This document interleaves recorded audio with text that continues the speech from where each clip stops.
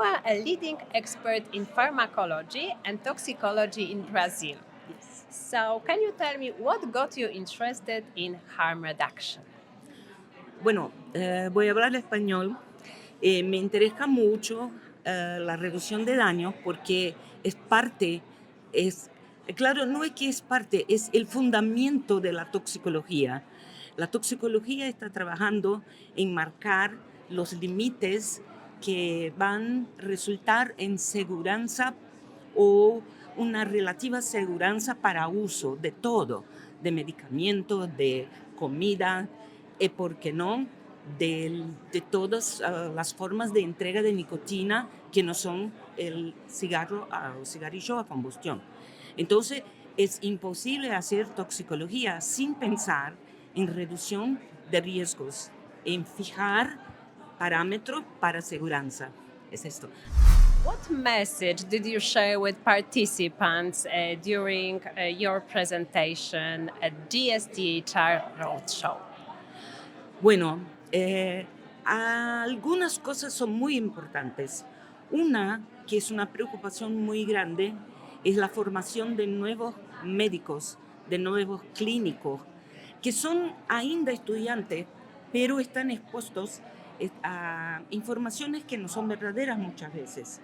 Entonces tenemos que caminar en la universidad. Yo como maestra me siento en la obligación de hacer eso, explicar para ellos para que sean médicos con más clareza.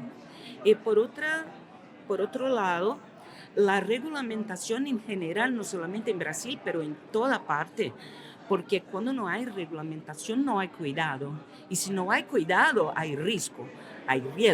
Entonces, esta es un mensaje muy importante. What risk should we keep in mind when we talking tobacco harm reduction? Ah,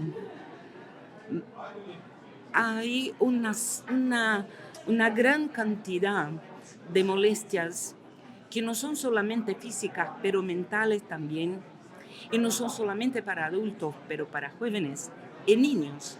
Nosotros estamos viendo en las escuelas los niños y los jóvenes empezando a usar nicotina, que no es correcto. Como así no era el cigarrillo a combustión, así estamos consiguiendo acabar con esto, pero con la entrega de nicotina por otras formas es muy peligrosa, es un riesgo muy grande. Tenemos que trabajar en esto. Do people in Brazil and Europe see harm reduction products as equally safe? No, ¿Por qué?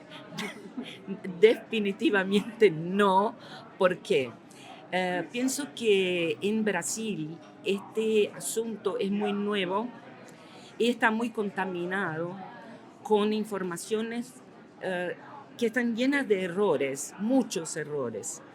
Y en Europa hay disponibilidad de datos de una forma muy agresiva y mayor que en Brasil. Estuve por 2 veces en King's College en Londres.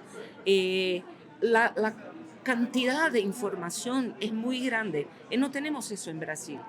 Aunque es prohibido importar, es prohibido hacer cualquier cosa. No podemos hacer pesquisa con los productos serios, regulados. Entonces, esta es la diferencia. ¿Por qué es tan importante la educación en la reducción del daño del tabaco? Bueno, si una persona no conoce, no puede mensurar, no puede medir a qué riesgo está expuesta. Entonces, como un niño que tú dices, no va a ir, te va a caer, no va a ir, te va a caer. El niño va y cae.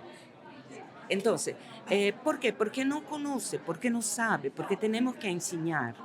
Y todo en la vida, la formación profesional, la formación mismo de personas leigas que no son profesionales, tenemos que tenemos que llevar información, tenemos que mostrar o qué es posible, o qué es imposible y o qué es dañoso.